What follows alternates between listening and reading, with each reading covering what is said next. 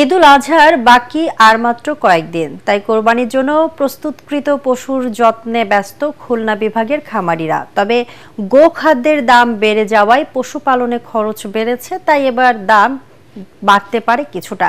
এদিকে প্রাণী সম্পদ অধিদপ্তর বলছে, এবার কোরবানির চাহিদা মিটিয়ে এই বিভাগে 3,88,000 পশু খামারে উদ্ধৃত থাকতে পারে। ক্রেতাদের নিরাপত্তা নিশ্চিতে খুলনা বিভাগের 170টি স্থায়ী ও অস্থায়ী হাটে থাকবে কঠোর নজরদারি। খুলনা থেকে এস.এম. হাবিবের রিপোর্ট, জানাচ্ছেন জাহিদুল আলম। খুলনা বিভাগের 1,30,000 ছোট বড় খামারে গেলেই চোখে পড়বে কোরবানির জন্য প্রস্তুতকৃত পশুর নেওয়া হচ্ছে বিশেষ যত্ন। আর এসব খামারে ওজন দেখে গরু কেনার সুবিধা থাকায় ক্রেতাদের ভিড় বাড়ছে দিন দিন। খামারিরা বলছেন, এবছর গরু লালন পালনে খরচ অন্য বছরের তুলনায় বেশি হয়েছে, তাই গতবারের চেয়ে এবার দাম বেশি না পেলে লোকসান গুনতে হবে তাদের।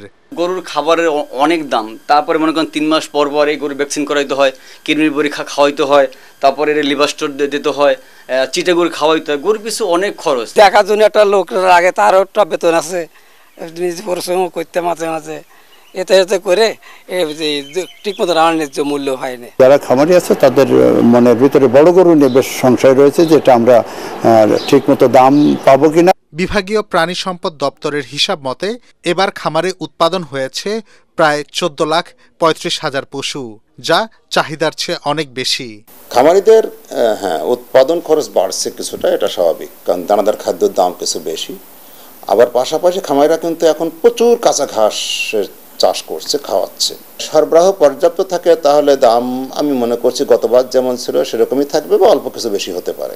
এদিকে খুলনা বিভাগের জেলাগুলো থেকে কোরবানির পশুর চামড়া পাচার রোধে সীমান্তমুখী সকল সড়কে নজরদারি বাড়ানো হয়েছে বলে জানিয়েছে আইনশৃঙ্খলা রক্ষাকারী বাহিনী। আধুনিক পদ্ধতিতে গবাদি পশু উৎপাদন ও সঠিকভাবে চামড়া সংরক্ষণ করে রপ্তানি করা হলে এই সেক্টরটি বৈদেশিক মুদ্রা অর্জনে আরও বড় ভূমিকা রাখবে বলে মনে করেন সংশ্লিষ্টরা। Bureau report, ATN Bangla.